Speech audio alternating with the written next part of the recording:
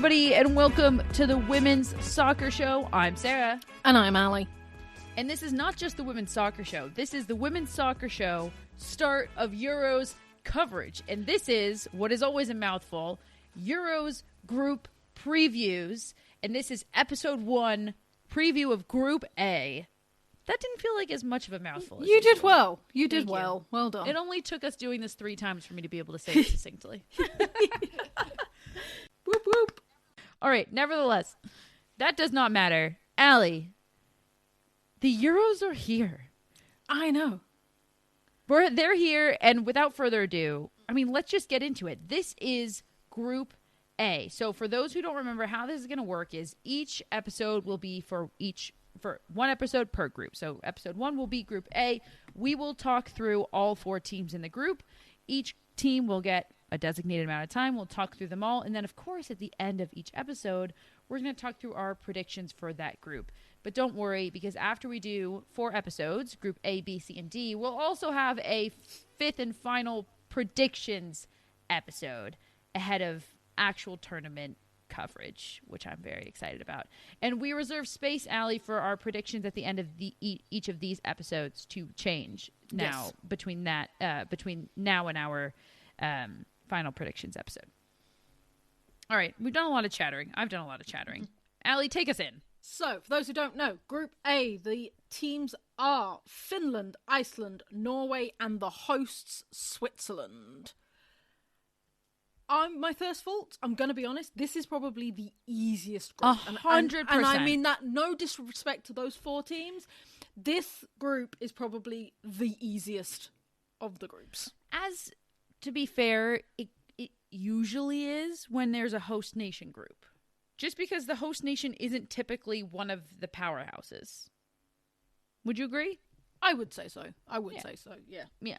I mean, yeah, we'll come on to it, but I was looking through this and I was like, wow, Norway might actually have a chance. Any of these teams have a chance. This is a fun group to kick it off with because I really do think literally anything can happen in this group. I was going to say literally anything can happen, and a lot of my stuff will be based off of recent Nation Leagues performances. 3 out of the 4 teams were in the same group for Nations League. Only Finland were in the division below. So they've all played each other really recently, pretty much apart from Finland. So this will be interesting. Yeah, you took the words right out of my mouth. I was going to say on a super high level, in Nations League, League A, Norway, Iceland, and Switzerland are not only all in League A, but they are all in the same group in League A. They are in the group with France, so it's France, Norway, Iceland, Switzerland. So as you just said, Allie, they have all not only played each other recently, they've all played each other twice recently. So these are teams that really anybody can win, and we'll talk through results because the results show that too. But they also are so familiar with each other, which leads to extra spiciness, which we're also very excited about. Another quick overview, recent major tournaments. None of these teams competed in the Olympics. Switzerland and Norway were also in the same group together in Group A in the World Cup in 2023. Switzerland ended up advancing out of that group, if anybody will remember. They went first with 5 points. Norway went second with 4 points. And they both lost in the round of 16. Finland and Iceland did not compete in the World Cup. And none of these teams made it out of the group stage of the last Euros in 2022. That's crazy. So when you put that down, that is absolutely crazy. All right, so let's kick it off, Allie. Let's get into it. So to start off, we'll go alphabetical, and we will start with Finland, because these are probably the most unknown quantity to the other teams, because they play Nations League, but they played in League B, so they haven't played these teams in a while, so they are probably the most mysterious. Yeah, and I do think that it's a disadvantage to them in this group. I think sometimes being the more mysterious can be a benefit, but in this sense, you mentioned they're in Group B, and what that also comes with, we just have to say, very clearly, is that the level of competition they've been facing is not as strong as what these other teams have been facing. And that's just what it is. They are in a Group B3 with Serbia, Hungary, and Belarus. They're currently in second place behind Serbia with 3 wins, 1 draw, 1 loss. The draw and the loss were both to Serbia. They did win the Pintar Cup in 2024 on penalties against Scotland. I know you remember that very clearly, Allie. I do. They are done with their games other than one friendly. They will be playing the Netherlands on June 26th, just 6 days before the tournament kicks off. And I think that this is really smart of them to bring it full circle to what we just started talking about. They don't have the same level of competition in their run-up to the Euros as they will most likely face in the Euros. So to take on the Netherlands and say, let's just go for it right from the start in a friendly to lead them into the Euros, I think it's really smart. I was going to say, talk about a baptism of fire. Yeah. He's like taking on the Netherlands. Truly. So let's talk about Finland and their style of play, because as you said, they might be the lesser known quantity. So let's dive a little into what we expect from them as a team and their style. So Finland are quite a defensive heavy team that I've seen them play in the League B. You look at their results, their losses and their draws have been by 1 goal. Mm-hmm. They are very, very defensive. They like a low block. They like to pack it in and make it hard for teams to play through the middle. Where they get exposed is on the wings. That is their weakness that they seem to have been working on. And to be fair, again, they lost to Serbia, but it was by 1 goal. Mm-hmm. They are a very heavy defensive team. That being said, they do have players that can score. You've got Koivisto, who plays in the WSL, and WSL fans will definitely know that name. She was at Everton. And they beat Hungary 3-0 in their thing. So they can really... It reminds me a similar play of Japan in the fact that they will create that low block, but they will have players that they can pump the ball to and get a goal. So that's what you got to really look out for the Finnish style. Yeah, don't discount this team in terms of personnel. Obviously, this is a country that's development of the women's game is not quite as far as others, but you look at who's playing in top leagues across the world out of Finland, and there's quite a few who are playing in the top German league, in the WSL, in the NWSL, and Natalia Kuika, for those who are NWSL fans, she plays for the Chicago Stars. Allie, you'll know the West Ham player, I'm assuming. Yes, we've got 2. We have 2 there Finns. We have 2 Finns. Una Siren, who is a twin, funny enough. Who came from Rosengard. They both play for Finland. Yeah, she came from Rosengard very, very recently. And she has really, really settled into the WSL style of play. She is such a good midfield. She's a defensive midfielder, playing into what I said about defensive. And she is a really solid, wall. But then also will run halfway up the pitch to give the striker the ball. Even Nystrom, again, is a defender. So, yeah, they all play really high levels of European football, as well as, obviously, the NWSL. So you may not think you don't know Finnish players, but you do. Finland did not make it out of their group in the last Euros in 2022. They finished last behind Germany, Spain, and Denmark. But what a rough group for them to be in. I was going to say, the difference in group, let's be honest. Astonishing. They went from the group of death, arguably, to arguably the easiest group. Yeah, because you look at those Euros, you there have a finalist, a quarter-finalist. Yeah, a quarter-finalist who arguably could have been a finalist. Yeah, a lot. Yeah, so bless them. You can't hold them against them. No, you say the low block, and we'll dive into this maybe more as we get onto the other teams. But I think then the question becomes, is the low block a good strategy against a team like Iceland, against a Norway, against a Switzerland? Are those teams that can necessarily break down a low block? And my answer to that, and why I think this is up for grabs, is that I think that the low block will frustrate all of those teams. I mean, the low block is always frustrating for every team, but you have to have a lot of patience to break it down. And I think that it could lead to a bit of chaos against each one of these teams. Exactly that. It's like they are going to... You're going to see that teams, and like I said, when we talk about the other teams, you'll see how organised they are. But they get frustrated. All of them get very frustrated very easily. And we've talked... Your love is Iceland. And Iceland, I'm thinking about fiery teams. Iceland is a fiery team. Yeah, exactly. And so And a lot of these teams, when you watch them play, they like to play through the middle, which is what Finland are going to do to annoy them, because you can't do that with them. So the thing with this group is I don't see it being a high-scoring group overall. Yeah. I just don't. I think agree. We're gonna, a lot of draws, perhaps. A lot of draws, a lot of 1-0s, 2-1s, like a lot of nicking the game last minute, things like that. I agree. I don't see it being like, bombardment of goals. But don't let Finland's placement in the Nations League threaten your viewpoint, because they have got some great players and they've done really well in their league. Could get promoted to League A, so they're an exciting team. The first game is going to be Iceland versus Finland, and then Norway versus Switzerland. And Iceland versus Finland, I think, will be quite the chaos, and I'm excited for it. Well, we mentioned your deep love of Iceland, so let's just talk about Iceland, Allie, because the team you once picked to win it all, and she believes. How have they done in recent tournaments? They did not make the Women's World Cup in 2023 or the Olympics. However, in the Euros in 2022, they did not make it out of the group. They finished third behind France and Belgium. They had 3 draws. And honestly, I could see that happening again, but maybe with a different placement in the group. But I could see them having 3 draws again. Iceland were a team, when we were talking, I very distinctly remember talking about them in the last Euros as a team whose results didn't necessarily reflect how in games they were, because all of those draws could have very well been wins as well. Yeah, the problem I find with Iceland is that they are like the opposite of Finland, which is why this is going to be interesting as the first game.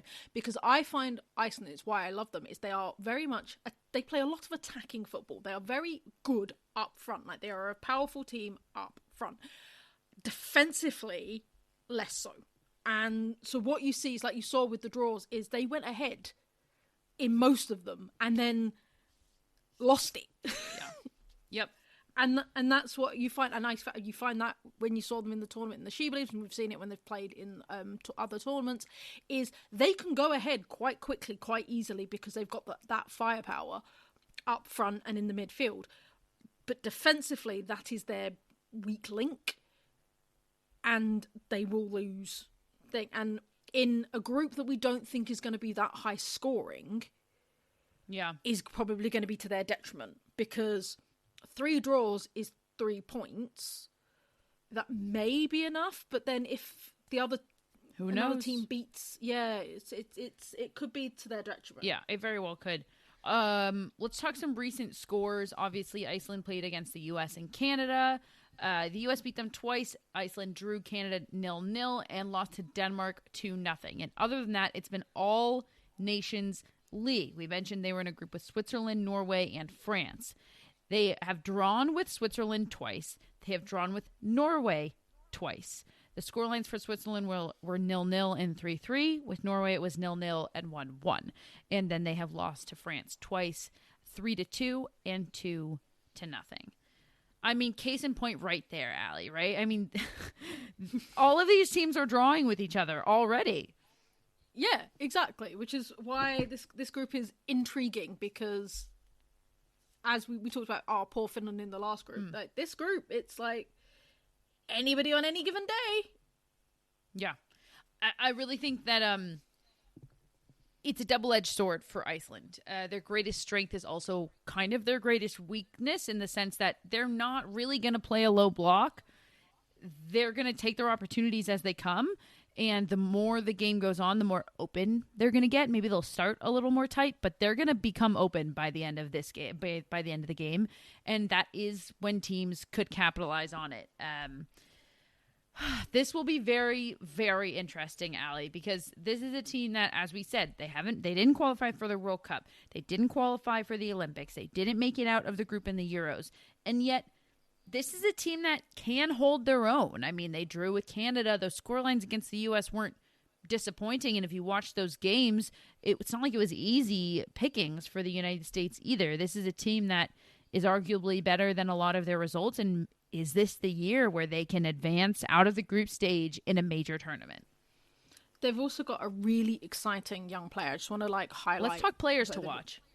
They've got a really exciting player and forgive my Icelandic pronunciation, I can barely speak English. But it is Jónsdóttir, just signed for Angel City. Just signed for Angel City. And this is the forward out of Wolfsburg, right? Forward out of Wolfsburg. And, got 12 goals out of 58 appearances for Wolfsburg. Went on loan, got 6 goals out of 19 appearances. Hasn't made a debut yet for Angel City. But she just loves to score. She is such a firepower up front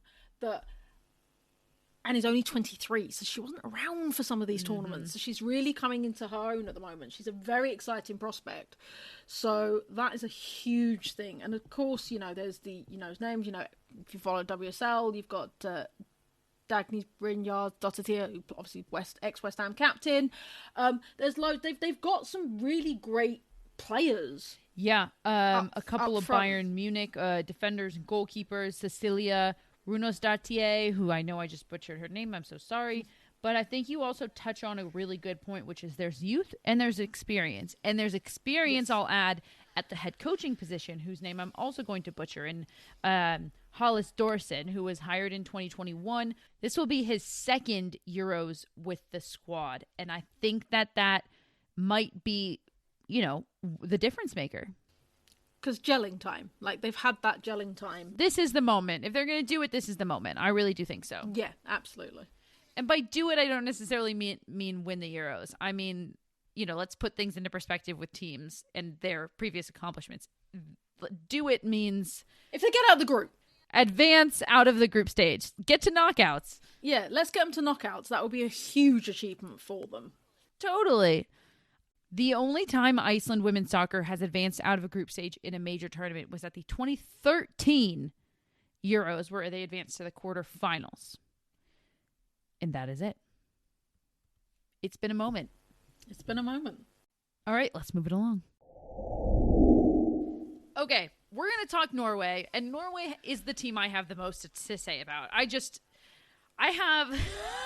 The eye roll I just gave Sarah, by the way, when we were talking about Norway. Because you're done with Norway? You're over it? I'm done with Norway. That's why they're interesting. We talked about it so many times that this is the team that on paper has so much potential, has so much thing, and then they never do. Yeah. Well, I think this is the year, for a moment before I looked at the groups, I was like, this is the year where I don't pick Norway. Because I'm always picking them. Because I'm always like, well, look at who they have. They can squeak out of the groups, and then they don't. And I was like, this is the year where I'm not going to pick Norway. And then I looked at the group, and I was like, oh, shoot, maybe they could get out of the group. But you never know. To get into the, what do we call this? The tumultuous behavior that is Norway. Yes. We have to rewind, and we have to do a little bit of history about Norway, Allie. I just think it's worth us getting into. And maybe we'll start with the 2022 Euros. We can go further back if we want. We can get into the history of this team. Yeah, let's do it really quickly. 10 World Cup appearances. 2015 World Cup, they came out second in their group and lost in the round of 16. 2019 World Cup, they advanced second in their group again behind France. They beat Australia and Pens in the round of 16 and then lost to England in the quarterfinals. They are regulars in the Euros, including making Euros finals in 1987, 1989, 1991, 2005, and 2013. And in 2017, the Norway Football Association announced that men and women would be compensated the same. They were one of the first to achieve equal pay under the federation. And I have to say, when that happened, we all thought, wow, here's this team and this federation that has had their moment as a powerhouse in European in football, and it's just going to explode from there. But it's actually weirdly done the opposite. And I was going to say, it imploded. In my opinion, there's a lot of coaches to blame for this. There's not much else I can see in terms of where to place the blame other than players that just simply don't gel together. And at the end of the day, if the chemistry isn't there, as much as you try to force it, it's just not going to be there, combined with bad coaching. And for me, that's been the story of Norway since then. It is 100% bad coaching, which is why I'm actually I'm done with Norway in many reasons, but I'm kind of excited with Norway and the fact of who their new coach is. I'm done in the fact that I think they're going to disappoint me again. I'm done, but I'm a little excited about them. I am, if because that is not how do you encapsulate Norway in a sentence? That is it. I'm done with them, exactly. but I'm kind of excited about them. Because of who their coach is. Their coach is Gemma Granger. And if that name sounds familiar to you, it's because she's the ex-Wales coach and helped them, and she signed on with Norway in 2024. So this is going to be her big moment. This is going to be her time to shine. In current Nations League, they came second to France. France has dominated that group. Let's be honest. When you look at that group, France won everything. Yes, France is sitting at the top with 6 wins, no draws, and no losses, and everybody else is kind of battling it out. Well, that's not true, actually. Norway is sitting in second with 2 wins, 2 draws, 2 losses, and then neither Iceland or Switzerland actually have a win. 0 wins, 4 draws, and 2 losses for Iceland. 0 wins, 2 draws, and 4 losses for Switzerland. So, yes, France is dominating, but it's not like Norway has totally fallen off. Exactly. So we're starting to see a bit of verve about Norway. They're sort of coming back, and I do believe that Granger has a huge part to play in that, because she's an exciting coach. She was exciting for Wales, and we're now seeing that with Norway. They've also got rid of a lot of the older players and have brought in some fresh talent that we're seeing. They've actually got one of the youngest ages in terms of teams in the Euros this year. Lots of names that you will know if you're following specifically the WSL. This is why I'm like, come on. Like, you got Wrighton, Manyam, Turland, Narsland, lots of Man United players. Vilde Risa from Manchester United, Gua Wrighton, you mentioned Maren Mjelde of Everton, now Bizet of PSG. You mentioned Manum, of Arsenal. Obviously, Ada Hegerberg headlines this team. Like, so many. And perhaps Engen, Barcelona. Great call out. Does that also lead us back into, let's jump back into the history, because we left off at 2017, and now let's fast forward a little to the Euros of 2022, which were a disaster. Yeah, colossal disappointment. Perhaps on par with the World Cup that followed them. But, I mean, they won 1 match. They lost 8-0 to England at one point. I was going to say, they picked up their worst defeat in their history, which was to lose 8-0 to England. And let's be honest, if you watch that game, England were on just cruise control. Yep. Like, Ellen White was scoring for fun. Like, it was not a good result.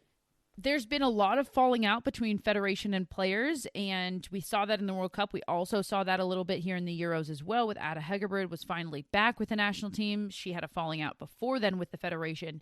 She was back and unable to score. They fired their head coach, Martin, I don't know how to pronounce his name, Skordrin, immediately after the 8-0 loss against England. They exited the group stage for the second time in a row in the Euros.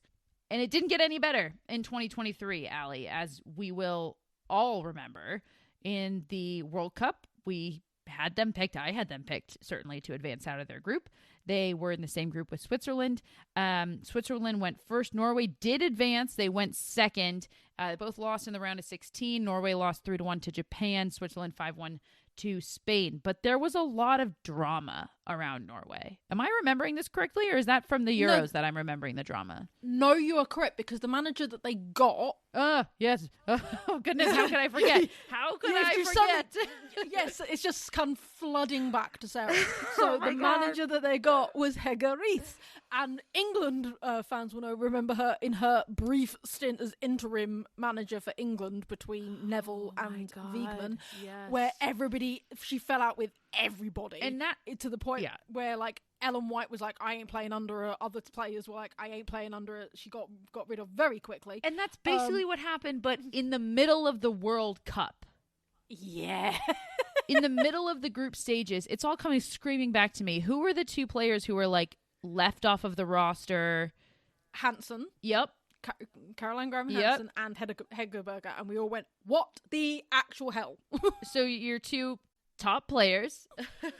Yeah, your 2, like, some of the best scorers that you've got, like, the biggest talent. They play in the highest level in Europe. They are going to be your talisman. They are, especially Hansen, because I talk about how much I love Hansen, how underrated I feel she is. But she was one, and literally, Reese's lineup came out, and we all went, eh? Yeah.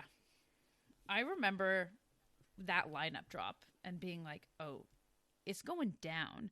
I mean, players were relatively outspoken about it too, to a degree that you don't expect in the World Cup, where like you're not supposed to really talk to media about what's going on in your locker room, and players were coming out like basically saying that Hege Riis was a problem. Yeah, they said that she's lost. They literally came out and were like, she's lost the dressing room. Yeah. Like Graham Hansen was doing all of this, like not even cryptic, not stuff. even cryptic. She was just like, I play for Barcelona and I'm not even making this team. What is going on? So maybe let me add a third when I say I blame players not gelling. I blame coaching. I blame the federation. There's obviously been a lot of mismanagement if players have been having this many fallings out with either the federation or the coaching staff or both. Needless to say, that was a disaster. I would say that was a more embarrassing performance for Norway, even though they made it out of the group stage, than the Euros, because it was the drama. All about the drama. And it was an embarrassing showing because of what was happening behind the scenes. Not for the players. 100%. For the federation.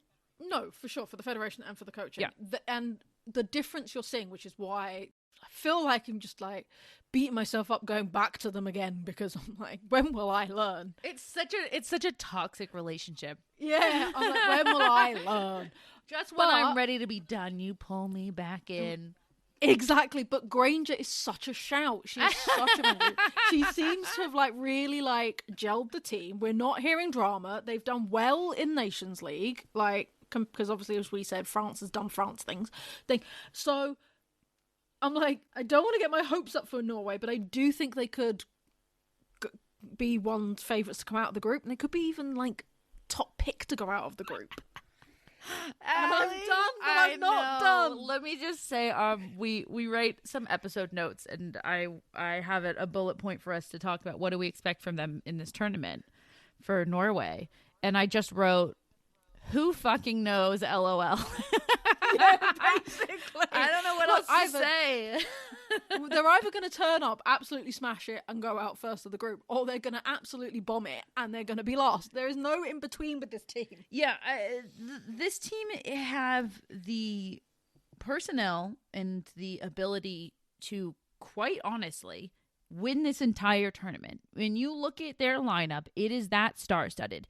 We can talk about their bench being not as deep as other teams, and I do think that if they go deep into this tournament, that will become a factor that could ultimately be their demise if they go deep into this tournament. So there is that factor, but when you look at their best 11, they can rival any best 11 in this tournament if it gels, if it's the right tactics. So, I mean, literally the sky is the limit for this team, and also the like basement is what's the other side of it. Is the like there's many they could go down hell. to hell or as high as the heavens. It's literally a crapshoot. If you want to gamble, this is a big gamble. If you're gonna really bet on a team, there's high highs and low lows, baby. All right. Anything else on Norway? No. What a ride. They have a bit of a soft spot in my heart because we've just spent so much time talking about them at this point. All right, let's move it along. Let's go to the hosts, Switzerland. Now, I'm going to be probably a little bit harsh on them. I'm going to be honest. Tell us. Switzerland, for me, would not have qualified for these Euros if they weren't hosts. They have just not been performing for me in recent tournaments and recent years. The personnel has been interesting, and I honestly do believe if they had to go through the qualification route, they wouldn't have. It's very possible. I mean, you look at how they've been doing on Nations League, and it's not that much worse than Iceland, right? I mean, neither of them have won. Switzerland has 2 fewer draws and 2 more losses, but that's not all that much different. However, I get what you're saying. They don't show up in the same way. I think they are an easier team to beat. Let's look at them as a whole. 2023, as we mentioned, they did exit the group over Norway. They were in Group A in the World Cup in 2023. They went first with 5 points, 1 win, 2 draws, no losses. And then they ended up losing in the round of 16 to the eventual victors of the World Cup, lost 5-1 to España. In 2022, just the year before in the Euros, they did not make it out of their group. They finished third behind Sweden and the Netherlands. That's a tough group. We should also note that we do feel like Group A in the World Cup was maybe one of the easier ones to make it out of. I agree. Very much so agree. I do think it's interesting to note here, they're the host nation. And we've given Switzerland a lot of grief about how these stadiums are way too small to be hosting the Euros in 2025. Agreed. It's pretty terrible. There have been a couple of players on the Swiss national team who play professionally in top leagues in Europe. Just a couple of them. And they've come out and basically said they're the exception in Swiss women's football, that they can make a living from the game. Most people on this team, apparently, are working multiple jobs. And for a host nation, for a team that's done relatively well, I'm never going to say it's shocking to hear because it is women's football, but it's a little bit shocking, especially coming out of Switzerland. According to the Swiss Football Association, 12% of people who play football in Switzerland are women. That's a very small number. That's a very small number. They said that the number of female players has doubled in the last 15 years, but I think they said that like it's supposed to be a good thing. That's not a good percentage in the last 15 years. No. We need it to be more than double in 15 years.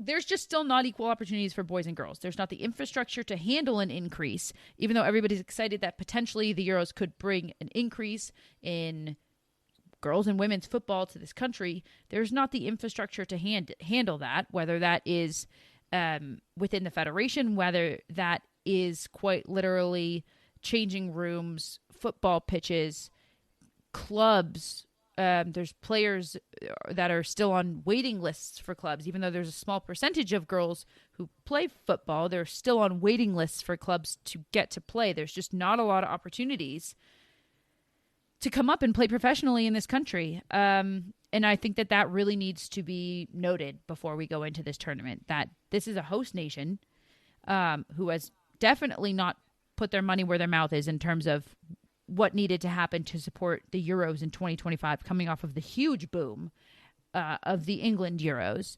And I think it all kind of comes together when you look at it that way. Yeah, no, 100%. And so many players are now leaving to go play in different European leagues. Again, if you follow WSL, there are so many, like Moritz for Villa, again, I'll talk about my beloved West Ham, but Pubel, who's an up-and-coming star for Switzerland, plays for West Ham. Obviously, everybody knows Alicia Lehmann. She's over at Juve. Yeah, Leah Volti. Bachmann, who I believe is she in the NWSL, or supposed to be.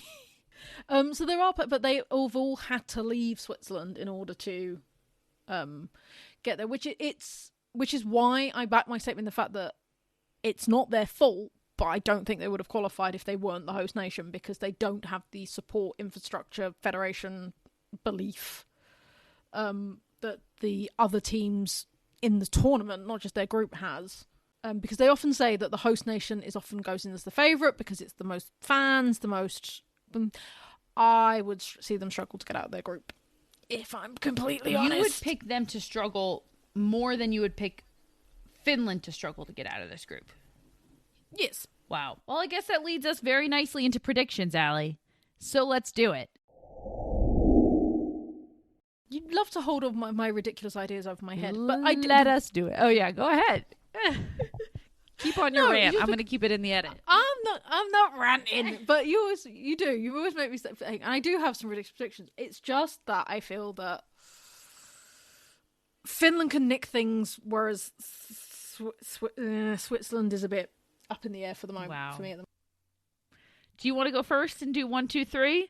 Now, a reminder for everybody. Don't hold us to these, because these could change between now and our predictions episode. So I do think, despite all of the things I've said about them, Norway will go first. After all of that. Just because of the group they're in. Yeah. Any other group, I would have been like, no. But because of the group they're in, you know, all it takes is for a win and a draw, which even they're capable of. LOL. of doing. I know what you're going to say, because I feel like, I see it shaping out the same way in my head, maybe with a difference of 3 and 4. You're going to go Iceland second, aren't you? Yes, I am. Yeah. Because this is, again, we said it, they're a fiery team. They've got a lot of firepower. Defensively, they're a bit weak, but I don't think that's going to be a problem in this group. Mm-hmm. This is the easiest group, and I think they'll be able to hold on to their lead. Will they keep a clean sheet? Maybe not. Can they win? Yeah. So, for me, it's Norway and then Iceland, and then... So those two were the ones that go to the knockouts? Yes. And then who finishes third and fourth? I'm going to put my money where my mouth is. I'm going to go Finland, Switzerland. Wow. All right. This is tough because I, too, it's like, fool me once, shame on you. Fool me twice, shame on me. What happens if you fool me a fourth time? Like, I feel like I've been fooled at least 3 times by Norway. And I feel like an idiot if I sit here and pick them to go first, because they've proven to me time and time again that I should not do that. But I'm going to. But I'm gonna. Norway first, Iceland second, Switzerland third, and Finland fourth. I think you have a lot of faith in Finland, which is cute, but I think Switzerland's a better squad. Either way, neither of them would be advancing if we are correct. Now, this is all to say, I think that the difference in points will be very minimal. However, I do see it shaking up this way. And that is it from us at the Women's Soccer Show. Just a reminder to please check out our Patreon. We put loads of extra content on there, including these episodes are released early. That's right, you can get first listen access by joining our Patreon. As ever, as I always say, it costs you the price of a cup of coffee for the month and does really help us giving you all this wonderful content that we know that you love and enjoy. And this is the start of our Euro schedule. So this is the release of Group A on Monday. We're going Monday, Thursday releases during the Euros tournament. So Thursday, you'll get Group B predictions. Tune in on Thursday for those. And as ever, I've been Sarah. And I've been Allie. Thanks, everybody. Good night.